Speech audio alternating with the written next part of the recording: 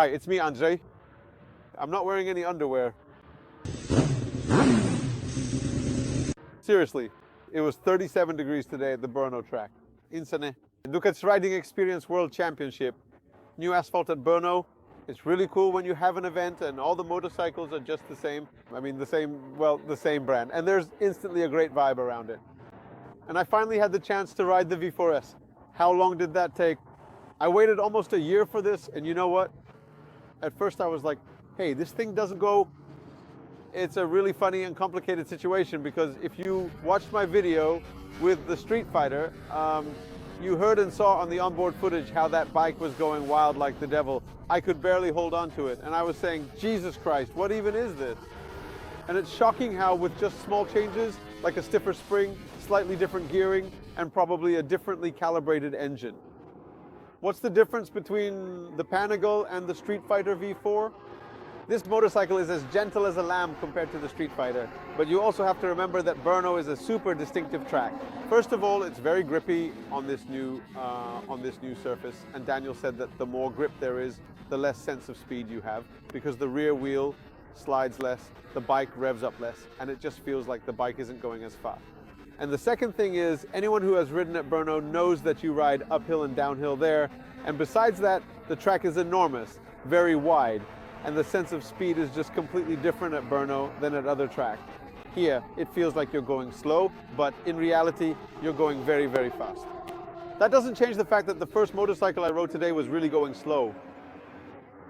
Something was wrong. Was it a mistake or not a mistake? Whatever it was, I had everything set to full, and I was thinking, damn, why isn't it going? Why isn't it going? The power was delivered smoothly, everything sounded fine, the engine and so on, but the motorcycle just wasn't accelerating.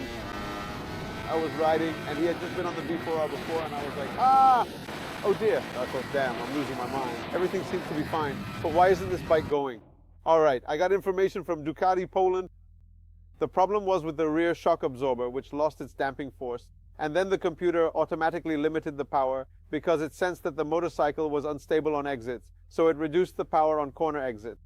After replacing the shock absorber, everything went back to normal, and I literally talked yesterday with Marcin from Kosa Motorcycles, who was on that Panigale in Poznan, and he said it rips your arms off, so Olins! How come? So I switched to the other one, and it turned out that here everything was just as it should be.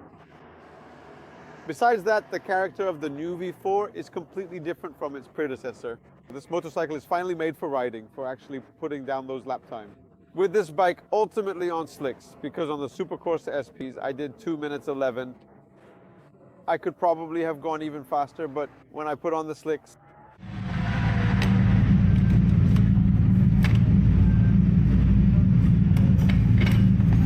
man, you can swap the wheel on this bike, right? There's just no way. When I did it, my face just lit up like this. Pure perfection.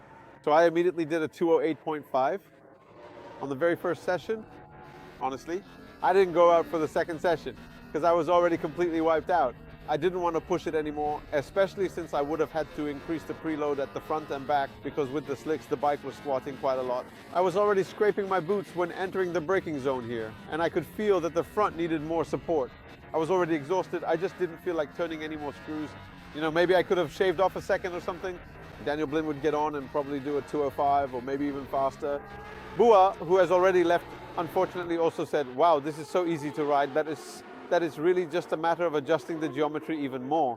Because in the middle of the corner compared to the V4R, since today I rode quite a lot with Bua on the V4R, and at the apex of the turn, well, because that bike is totally a race bike and has racing geometry, it was easier for him to tighten those corners. So I had to take the corners a bit wider to come out even with him. But you know, that's just fine tuning. Raise your butt a bit higher, the seat a bit higher, the rear sets higher, the whole rear higher. And this bike, it's just shocking how it rides. So smooth, so predictable. I was kind of nibbling at it, but again, I keep coming back to Brno. Here, the sensations are completely different. I was kind of nibbling at it, thinking, damn, I missed that aggression, that raw, untamed character of the Panigale. But let's not kid ourselves. Ultimately, that's why everyone gets on a BMW, because you sit on it, the lap time appears, and you say, wow, what a time I just set, because it's the time that determines how you ride on the track. If someone is interested in riding on the street, then this milder character can also be much more pleasant for just cruising around, but that's already an individual preference, whichever one you would enjoy riding more. The electronics, as always, are top-notch.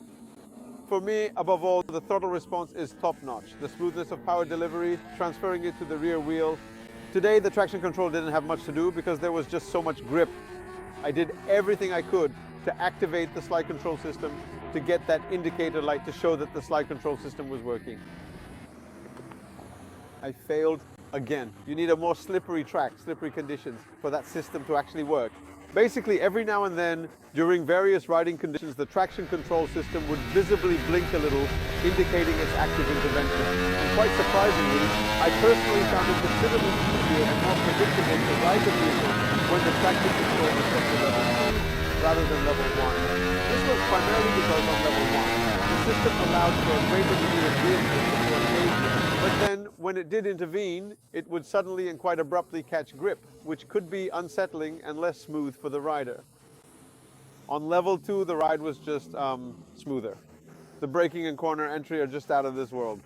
Here, everywhere actually, well, of course, Bua is faster than me, and he rode faster today on the V4 because he did a 207, and just listen, well, just remember that Bua was also riding a borrowed motorcycle from AF Motors and didn't want to wreck it, so he pushed it to the limit, but he still did a 207 something, about a second and a bit faster. But when we were riding, I was able to catch up to him everywhere on the brakes with this stock motorcycle, and I won't hide it. That's largely thanks to the ABS. In the end, I was riding with the ABS in System 1 mode because here the speeds are quite high and there aren't really any corners where I'd want to brake with the rear myself. So I preferred to let the system do it for me. I just squeeze the lever, lean the bike in, and sometimes the motorcycle would settle in wonderfully, beautifully, so smoothly, just as I leaned it over, bam, bam, bam. And that was great because with those quick transitions from right to left, I could just focus on leaning the bike and giving it gas between those right-hand flicks. And the rear would just slide out a bit, bam, it would flick over, and off I went again. Interestingly, I did one session on the V2 from AF Motors, the one already fitted with the Termignoni exhaust, the new one. And that exhaust really makes a difference. The bike breathes so much better, but what's really surprising is that the V4, even though it's a bit heavier, or maybe just as light, transitions from side to side just as easily. It's just incredible how these motorcycles perform nowadays. So corner entry and braking are top-notch, but you have to remember that what happens is what used to happen. The brake lever will sink a little during the session. And I think that's because of the new ABS system, which is constantly working on the rear wheel. It's not a big deal. At the beginning of the session, I just set the lever a bit further out, and by the end of the session, it was already at a point that suited me.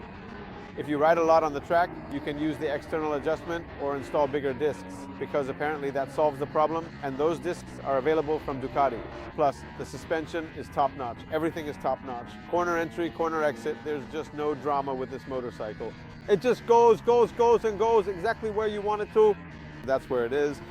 Not once today did I have a single situation that was even remotely risky. The lap times I was doing were still completely within the comfort zone. Safe, exciting, and full of adrenaline. But nothing, absolutely nothing stupid. You can ride this motorcycle, it carries you through. And you can even just hit the front brake and whoosh, it'll just go where you want. I still want to ride the Panigale because I really feel like I haven't had enough of it yet. But I want to ride a tuned Panigale from AF Motors with a full exhaust and the bike set up a bit more. And that's when it'll really be wild. And I'll prepare that kind of content for you as well. There will be more in the magazine, comparisons to the Streetfighter and some more technical details, because right now I'm completely wiped out. And these are just my first impressions from riding the new Panigale V4 S. See you!